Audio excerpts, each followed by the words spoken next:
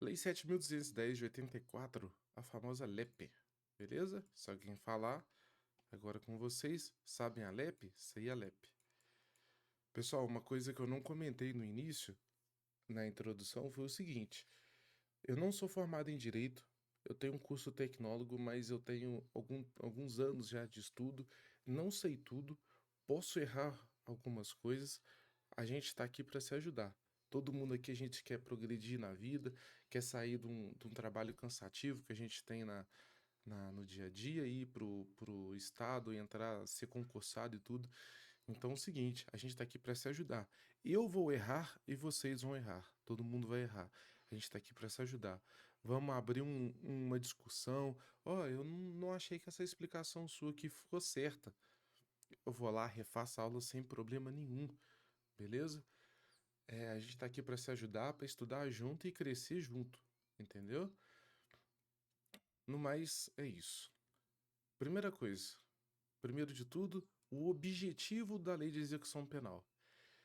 Tentem sempre ler e entender. Leia e entenda. Se você, por exemplo, o artigo primeiro ele cair lá na sua prova, se você não lembrar exatamente do que está escrito, na hora que você, se você fala assim, o objetivo da lei de execução penal é efetivar as disposições de sentença ou decisão criminal e proporcionar as condições para a harmônica integração social do condenado e do internado. Lá na prova, se ele inverter o internado do condenado aqui, você vai saber, porque você entendeu. Você não precisa ter gravado a lei, certo? Vamos lá. Artigo 1º.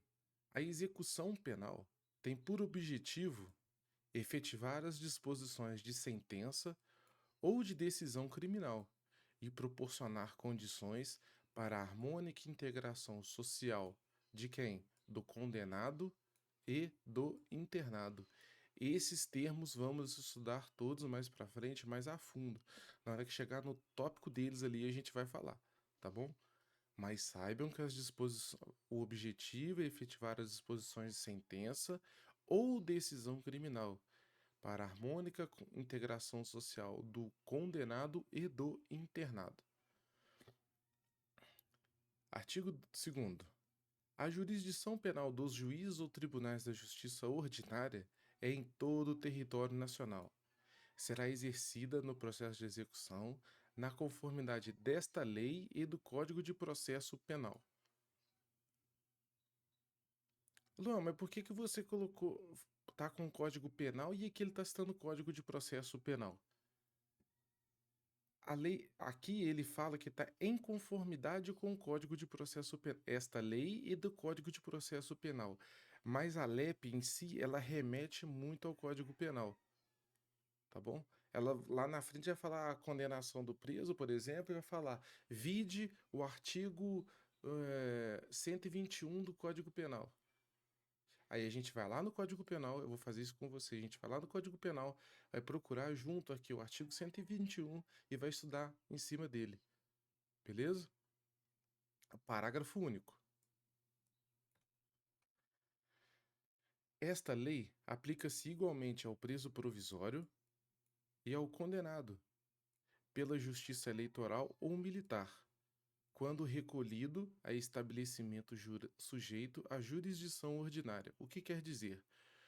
O preso provisório ou condenado na justiça eleitoral ou militar, ele também vai ser condenado e vai ter os direitos que estão garantidos na LEP, na Lei de Execução Penal, tanto os militares quanto os da justiça eleitoral, tá bom?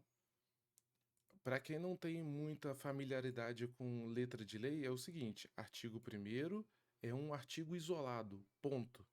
Artigo 2º, um artigo isolado, ponto. Quando existe um parágrafo embaixo do artigo, esse parágrafo quer remeter a um complemento desse artigo, tá bom? Artigo 3º. Ao condenado e ao internado serão assegurados todos os direitos não atingidos pela sentença ou pela lei.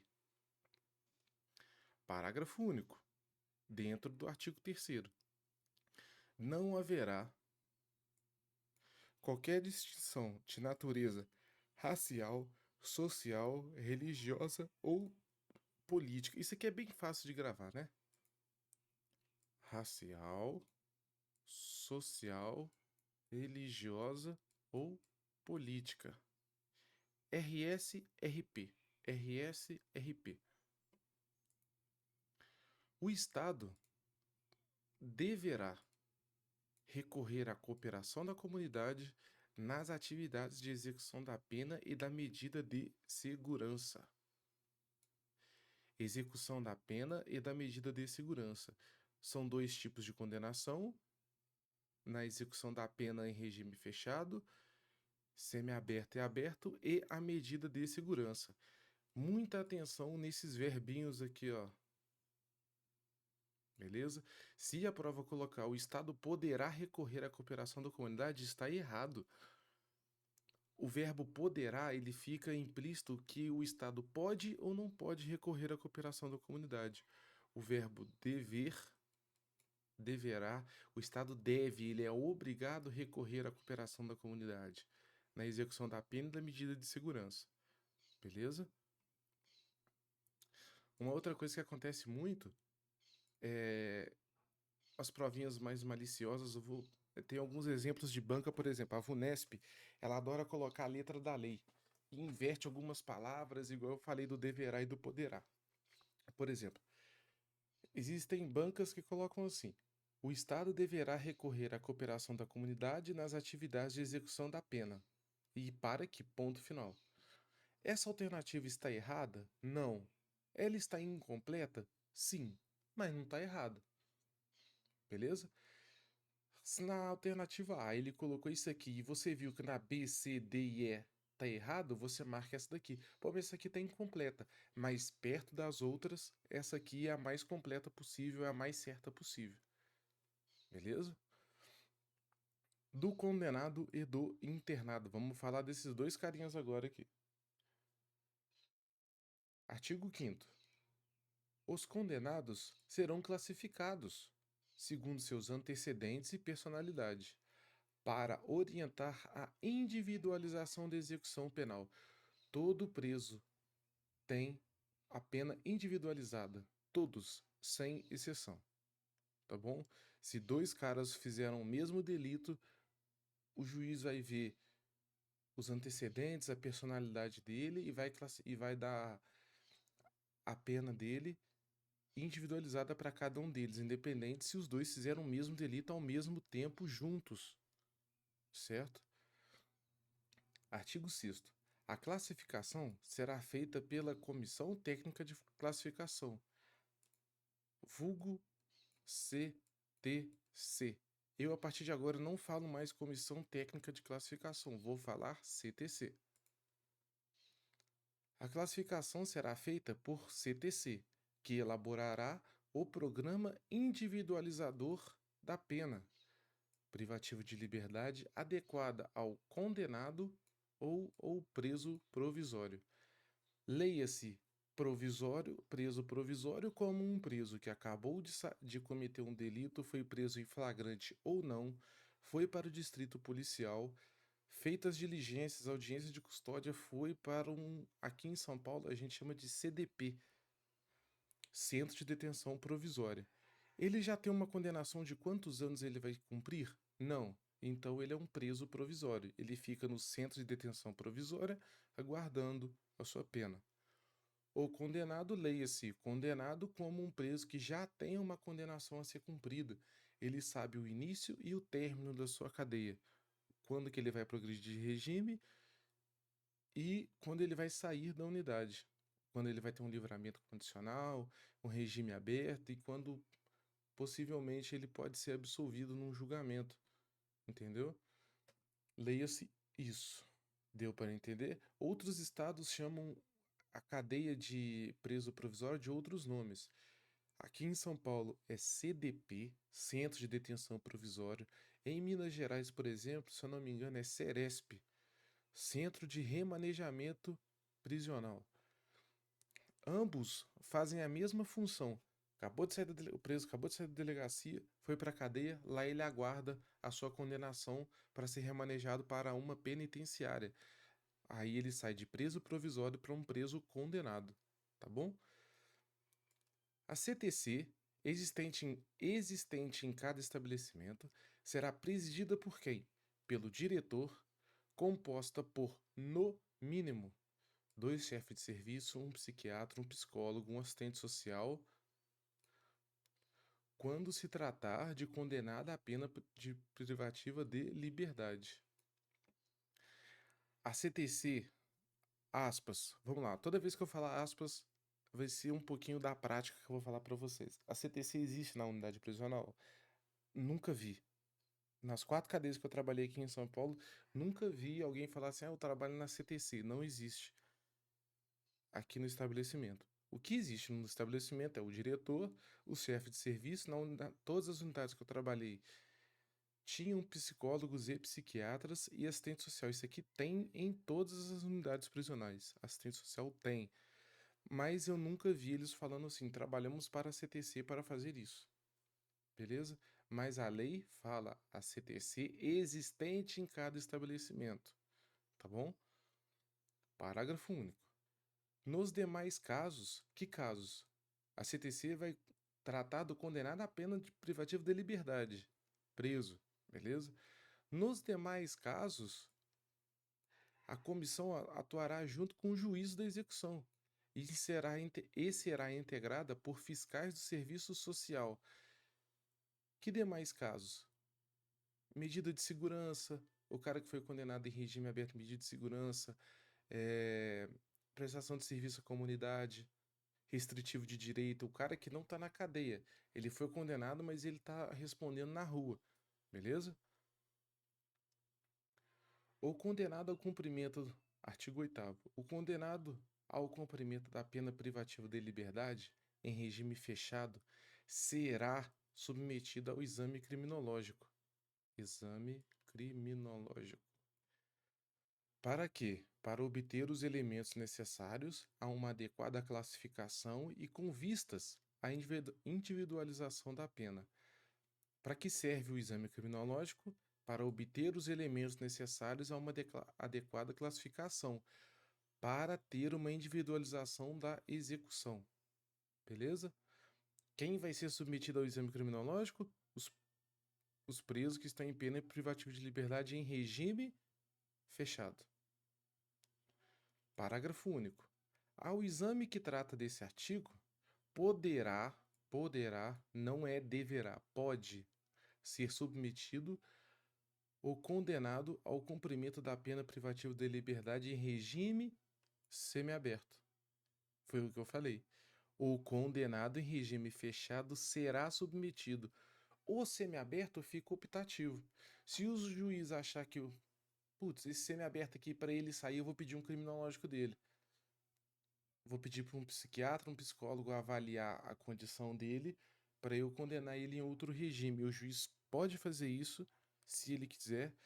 E isso acontece, viu, gente? Já vi muitos casos de semiaberto lá na unidade ter que fazer vários exames criminológicos durante o ano para progredir de regime, até para conseguir a saída temporária também, a vulgo saidinha, tá bom? A comissão, a CTC, no exame para a obtenção dos dados reveladores da personalidade, vai observar a ética profissional e tendo sempre presente peças ou informações do processo dele, do processo do preso. A CTC ela pode entrevistar pessoas, requisitar de repartições ou estabelecimentos privados dados e informações a respeito do condenado, e pode também realizar outras diligências e exames necessários. Pode entrevistar pessoas, que pessoas? Qualquer pessoa do círculo social do preso. Ela pode requisitar dos estabelecimentos que ele trabalhou. Exemplo, o cara trabalhou numa empresa de metalurgia. A CTC pode requerir dessa empresa, como é que ele era no trabalho? Ele já chegou alcoolizado, ele tem problema com álcool, já teve problema com drogas dentro especificamente do trabalho, beleza?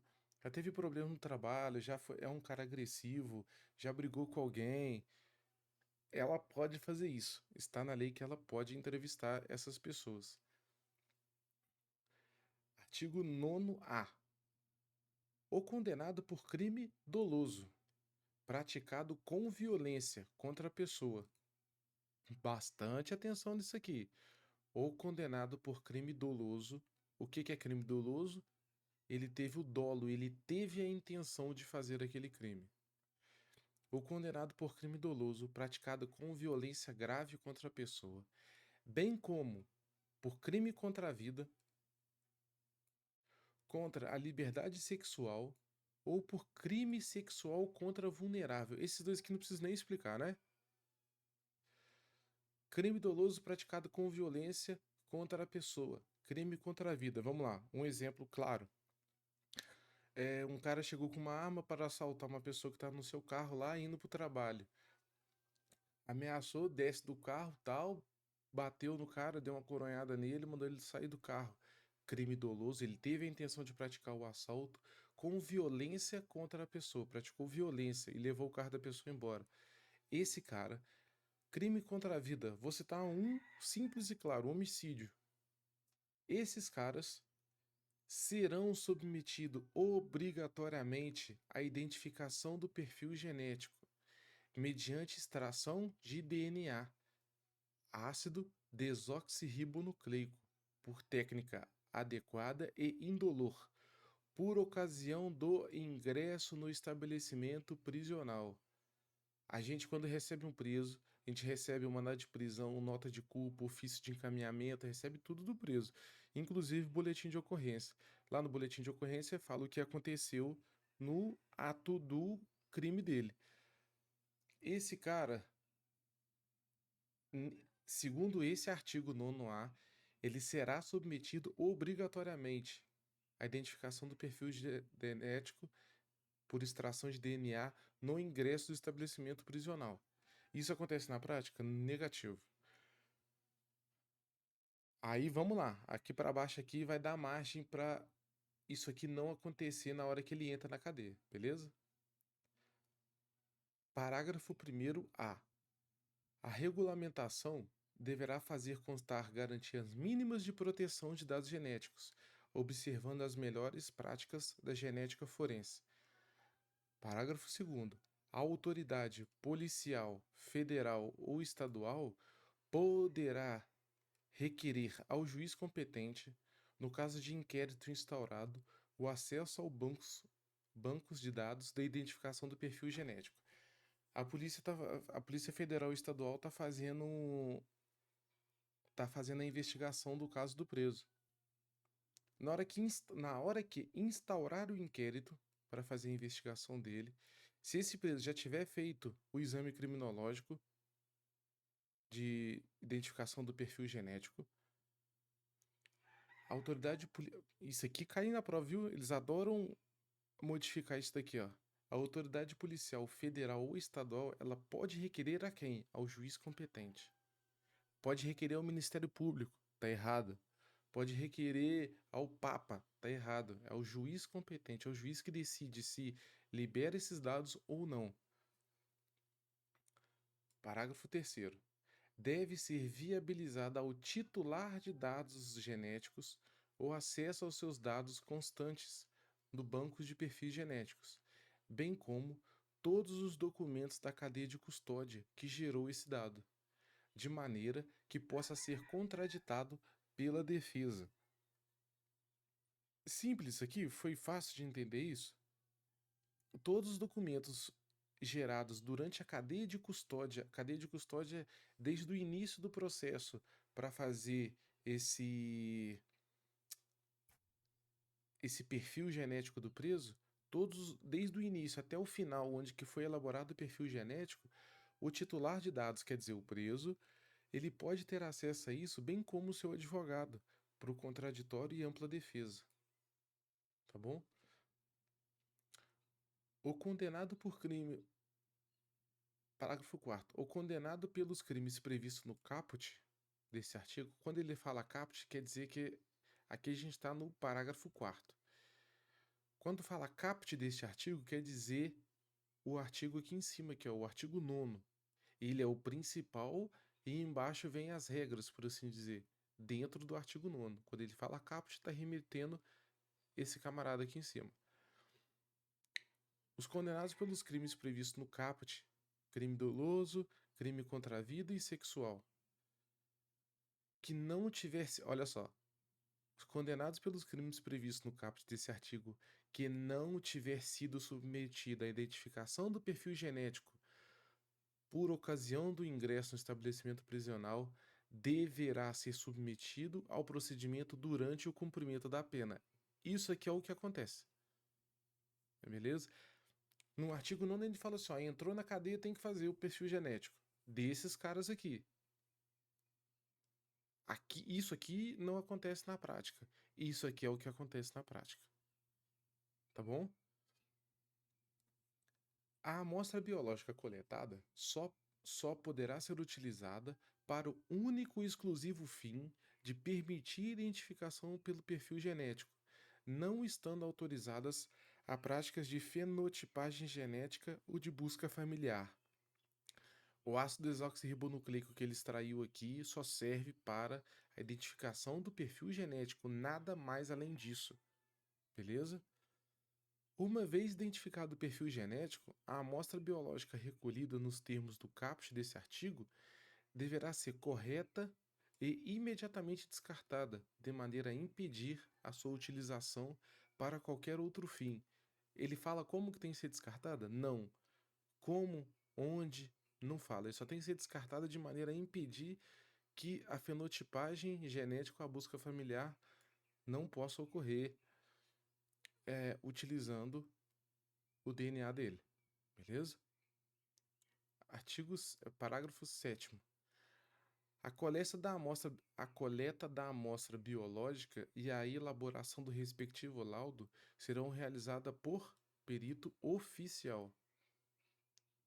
Constitui falta grave a recusa do condenado em submeter-se à identificação do perfil genético. O preso chegou... Gente, uma coisa que eu já vou deixar claro aqui para vocês.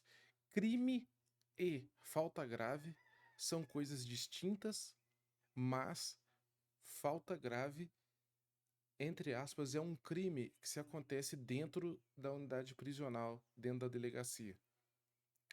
Beleza? São coisas diferentes, mas com a mesma relevância. O preso que recusar a identificação do perfil genético, ele está cometendo falta grave. O preso, quando ele comete uma falta grave, essa falta grave ela vai ser elaborado um termo, será repassada para o juiz pode aplicar uma sanção para ele e pode estender a cadeia do preso, ele vai cumprir algumas medidas cautelares que a gente ainda vai ver pela frente. Falta grave, entre aspas, são crimes que acontecem dentro da unidade prisional. Ok? E a gente vai ver todas as faltas graves. A lei de execução penal, ela elenca todas as faltas graves. Mais pra frente a gente vai falar exatamente de todas elas. Tá bom? Vamos falar da assistência. Quais são os tipos de assistência que o preso tem? O que ele pode, o que ele vai receber. Tá bom? Artigo 10. A assistência ao preso e ao internado é dever do Estado e tem por objetivo prevenir o crime e orientar o retorno à convivência em sociedade. A assistência estende-se ao egresso. Egresso a gente vai falar daqui a pouco. Gravem essa palavra, egresso. A assistência ao preso estende-se ao egresso? Sim. Vai estar lá na sua prova. A assistência ao preso estende-se apenas ao preso condenado em regime fechado, regime semiaberto. Errado. Estende-se ao egresso. Vamos explicar o egresso daqui a pouquinho. Beleza? Gravem isso. Estende-se ao egresso. As assistências serão material, saúde, jurídica, educacional, social e religiosa. Vamos falar de cada uma delas aqui. Esse aqui são os assistências que o preso tem dentro de um estabelecimento prisional. Assistência material. A assistência material ao preso e ao internado consistirá no fornecimento de alimentação, vestuário e instalações higiênicas. Simples e direto, né? Não tem muito nem o que falar. O estabelecimento disporá de instalações e serviços que atendam os presos nas suas necessidades pessoais, além de locais destinados à venda de produtos, e objetos permitidos e não fornecidos pela administração. Isso aqui esquece, tá, gente? Isso aqui na prática, isso aqui esquece. Em outros estados eu não posso falar, mas aqui pelo estado de São Paulo nunca vi, das 4 cadeias que eu trabalhei, nunca vi. É, o preso tem direito à alimentação, no mínimo 3 alimentações por dia, café da manhã, almoço e janta, roupa, vestuário e instalações higiênicas. Vou dar um exemplo grosso aqui, que isso daqui, aonde que isso aqui aplica. O Estado fornece sabonete. O Estado fornece, certo? Vamos supor que o Estado não forneça o sabonete. Ó, o Estado só vai fornecer a camisa do preço. Mas o sabonete é um produto legal para entrar no estabelecimento? Sim. O Estado fornece? Não. A unidade pode ter um local que o preso possa comprar esse item que é permitido, mas não fornecido? Pode, beleza? Mas aqui em São Paulo eles fornecem o sabonete, só dei isso como exemplo, tá bom? O que acontece, isso aqui eu nunca vi na prática, o que acontece muito é os presos que trabalham em penitenciárias e eles têm o pecúlio deles, o salário deles. Não se fala salário, viu? Se fala pecúlio, porque os presos eles não estão linkados à CLT, eles não são regidos pela CLT. É um outro sistema, então eles não têm salário, se chama pecúlio. Pecúlio. É, eles podem pegar esse pecúlio e comprar as coisas deles. Eles trabalham em regime, vamos supor, os presos semiabertos trabalham para a prefeitura fazendo a manutenção de um parque, por exemplo. Limpeza, cortar grama, essas coisas. Eles trabalham todos os dias, de segunda a sexta, vai lá no final do mês eles têm um pecúlio deles, vou chutar um valor aqui, R$ 1.300. Ele pode pegar esse pecúlio e comprar as coisas dele, pedir para vir de fora, mandar esse dinheiro para a família, ó, compra isso aqui para mim que eu tô precisando. Isso tem, viu? Isso acontece, principalmente nas penitenciárias.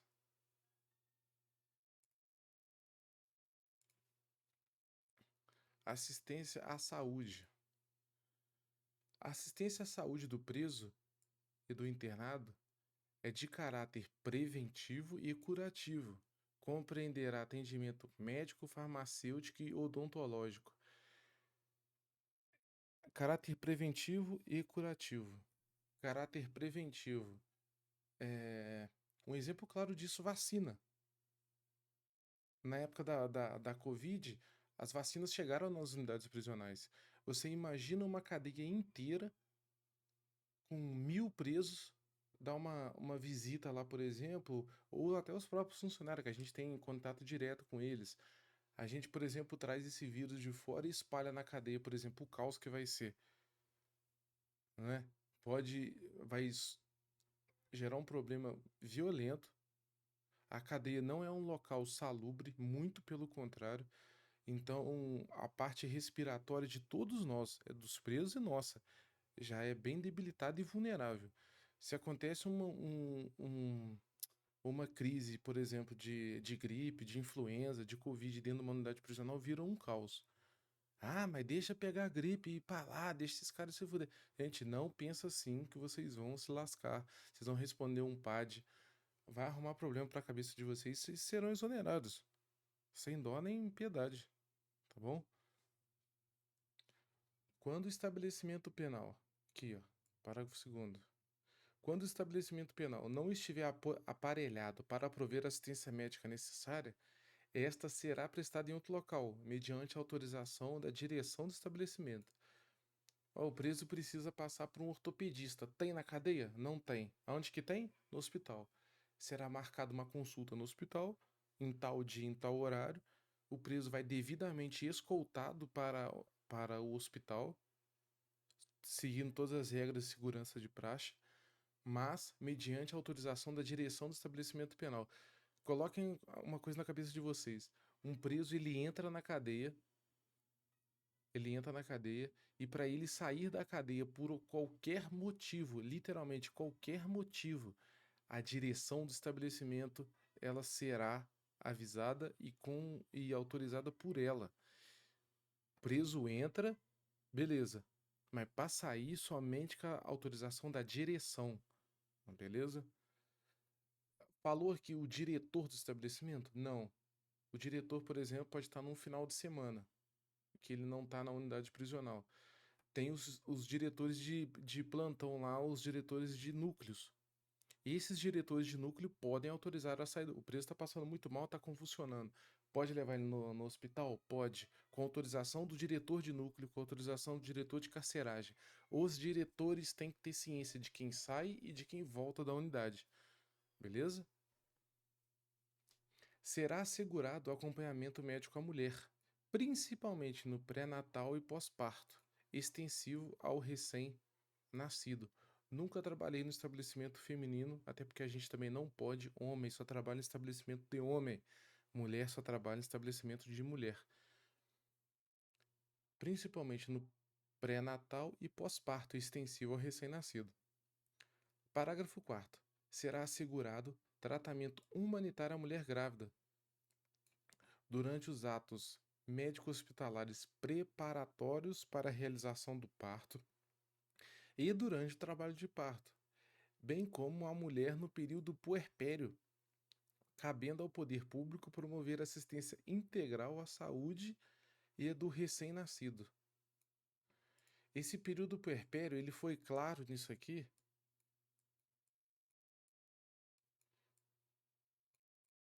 porque depois do parto, as mulheres ficam emocionalmente mais abaladas, ficam mais sensíveis, a taxa hormonal delas varia muito. Não sou especialista para falar isso aqui, é o que a gente já ouviu falar e estou repassando.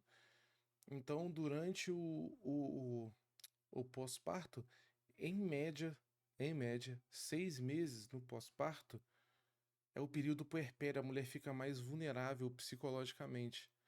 Então, tem que ser feito um trabalho com elas. Imagina uma mulher que está grávida, dentro da cadeia, já está num local emocionalmente abalado, ela vai para o período puerpério ainda. Então, tem que ter um acompanhamento médico para elas. Beleza?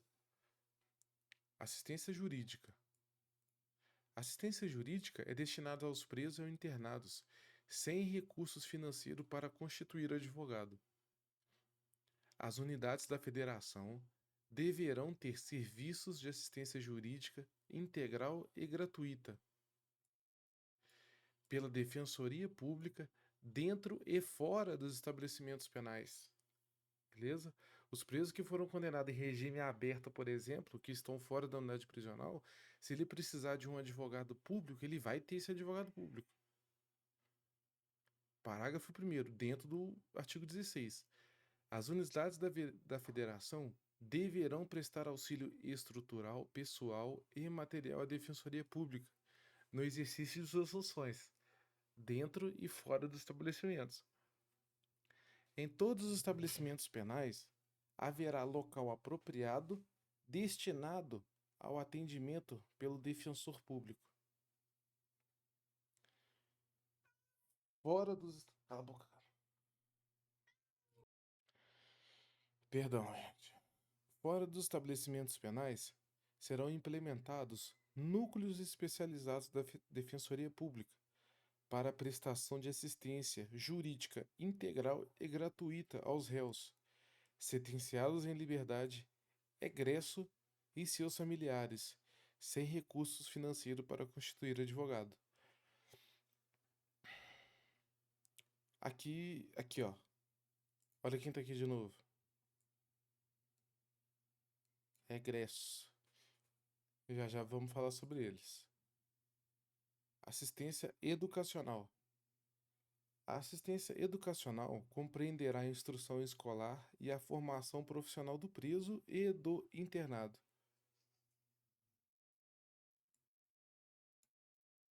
O ensino de primeiro grau será obrigatório. integrando-se no sistema escolar da Unidade Federativa. 18A. O ensino médio, regular ou supletivo, com formação geral ou educação profissional de nível médio, será implantada nos presídios em obediência ao preceito constitucional de sua universalização. Aqui ele está falando que o ensino da primeira série à oitava série é obrigatório e o ensino médio será implementado em obediência ao preceito institucional de sua universalização. Pessoal, pode parecer. Se quiserem acreditar em mim, acreditem. Se não quiserem acreditar, não acreditem. No meu setor, eu faço o cadastro de todos os presos que chegam na minha unidade prisional. Eu vou falar para vocês com toda certeza absoluta de 20 presos que chegam lá, 16 presos não têm o ensino da oitava série concluído.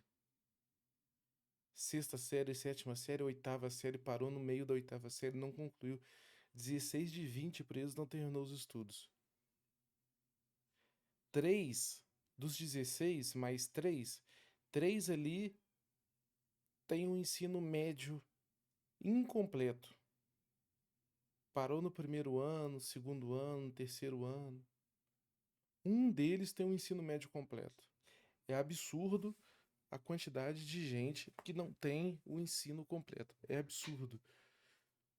E fora dessa lista existem casos que chegam assim, tem um superior incompleto, tem um superior completo, que eu nem vou colocar nessa conta porque é 1 em 1 milhão.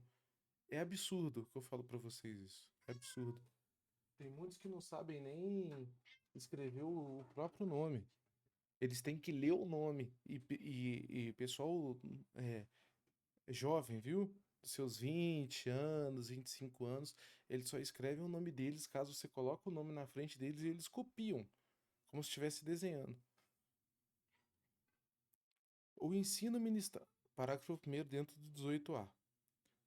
O ensino ministrado aos presos e às presas integrar-se-á ao sistema estadual e municipal de ensino e será mantido administrativa e financeiramente com o apoio da União, não só com os recursos destinados à educação, mas pelo sistema estadual de justiça ou administração penitenciária.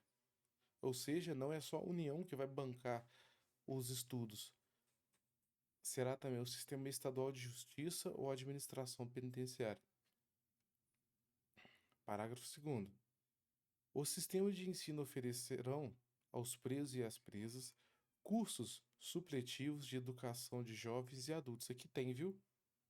Curso supletivo. Muitos presos lá que eu já vi que trabalham com a gente lá, eles concluíram o ensino médio via curso supletivo, EJA. Parágrafo 3º. A União, Estados e municípios e o Distrito Federal incluirão em seus programas de educação à distância e de utilização de novas tecnologias de ensino o atendimento aos presos e às presas. Educação à distância. Isso aqui é difícil de ter, viu?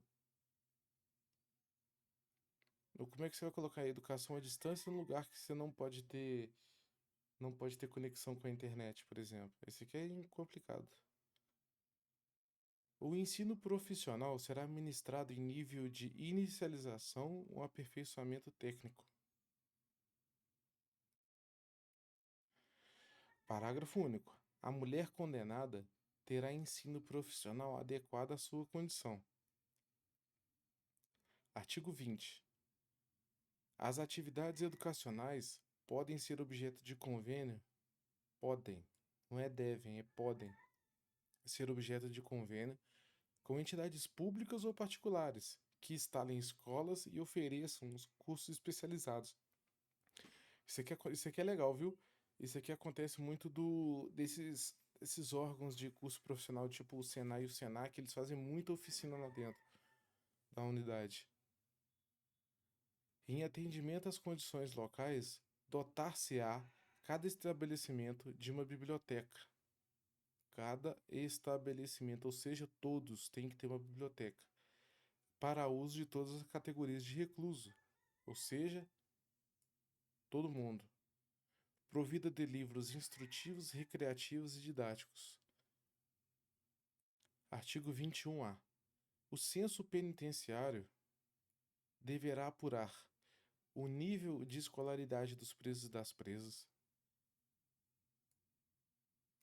a existência de cursos aos níveis fundamental e médio e o número de presos e presas atendidos, a implementação de cursos profissionais em nível de inicialização e aperfeiçoamento técnico e o número de presos e presas atendidos, a existência de biblioteca e as condições de seu acervo. Outros dados relevantes para o aprimoramento educacional dos presos e das presas.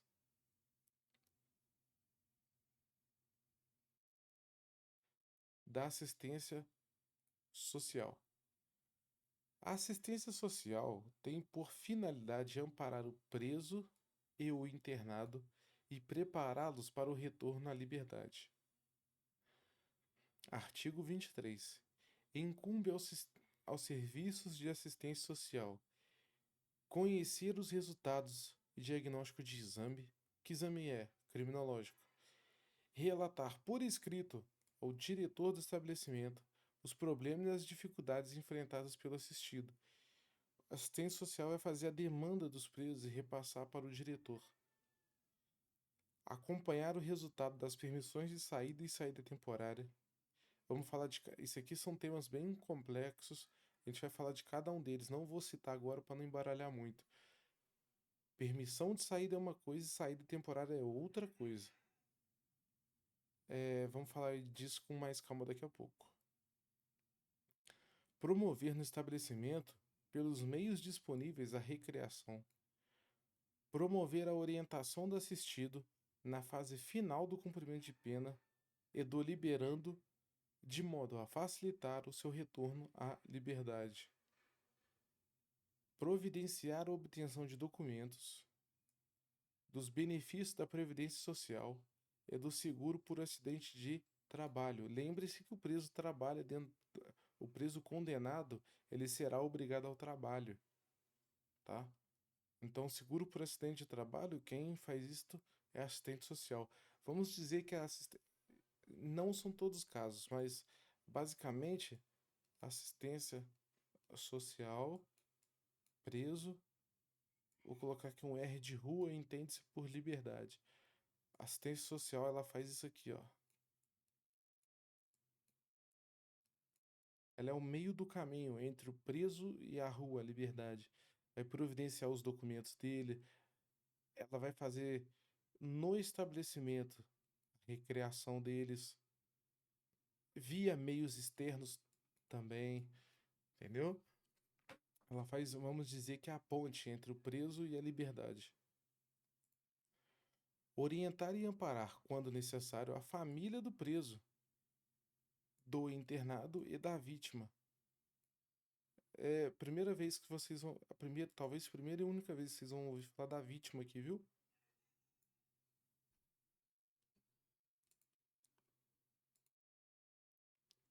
Assistência religiosa. Artigo 24. A assistência religiosa com liberdade de culto será prestada nos presos e aos internados, permitindo-lhes a participação nos serviços organizados no estabelecimento penal, bem como a posse de livro de instrução religiosa. No estabelecimento haverá local apropriado para os cultos religiosos. Nenhum preso ou internado poderá ser obrigado a participar das atividades religiosas. Pessoal, ficou claro aqui que liberdade de culto se refere a qualquer religião. Eu vou falar pra vocês um negócio que aconteceu literalmente ontem.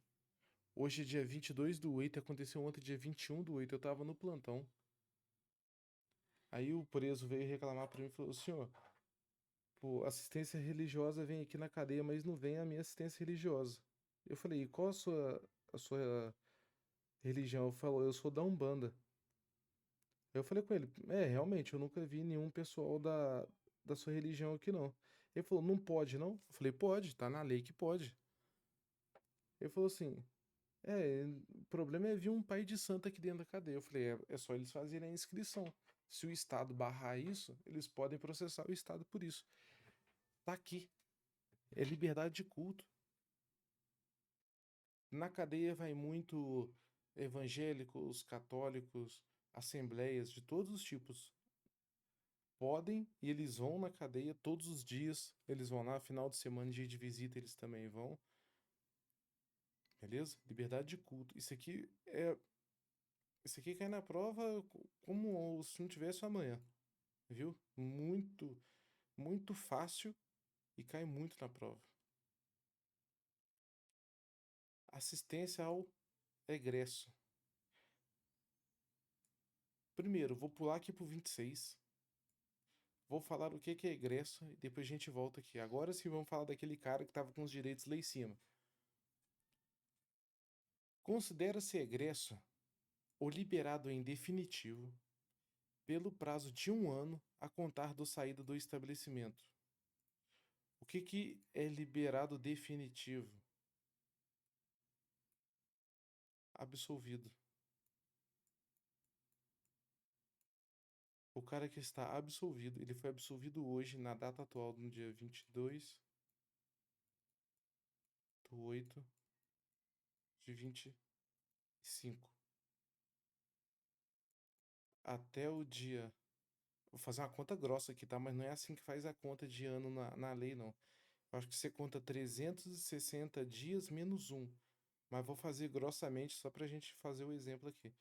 Até o dia 22/8/26, esse cara é considerado egresso. E ele tem direito àquelas coisas que a gente vai ver aqui agora e já viu lá em cima. Lembra que eu falei? O liberado condicional durante o período de prova. O que é o liberado condicional? Liberado condicional, o cara que está de livramento condicional. Livramento condicional é o seguinte: o cara foi condenado a uma pena de menos de 4 anos. É... A pena é menor que 2 anos. Não, tô falando mesmo, tô confundindo com o SUSIS. Perdão, esquece que eu falei. O liberado condicional durante o período de prova. O liberado condicional, ele tá cumprindo a cadeia. Ele cumpriu algum tempo de pena, que a gente vai ver daqui a pouco, mais tarde, lá no artigo 112. Ele cumpriu é, 1/3 da pena. Se ele tiver as condições, além dessas, de ter cumprido 1/3 da pena, se ele tiver outras condições também, o juiz pode dar para ele livramento condicional. Ele vai para a cadeia, ele sai da cadeia, vai para a rua e fica terminando de cumprir a cadeia dele na rua. Exemplo grosso, não vou fazer conta, só vou colocar números aqui para facilitar a conta. O preso foi condenado a 6 anos. Vamos supor que ele cumpriu já 4 anos. Já cumpriu 4, ou seja, 6, cumpriu 4 e falta 2 ainda, correto? Durante os 4 anos, ele seguiu todos os requisitos, teve progressão de regime, trabalhou, não cometeu falta grave, participou de todas as atividades recreativas na cadeia, trabalhou, teve progressão de regime, abatimento de pena com trabalho, escola, essas coisas. O juiz vai falar assim, pô, esse cara aqui tá indo bem na cadeia, tá seguindo tudo certinho, vou dar pra ele o livramento condicional.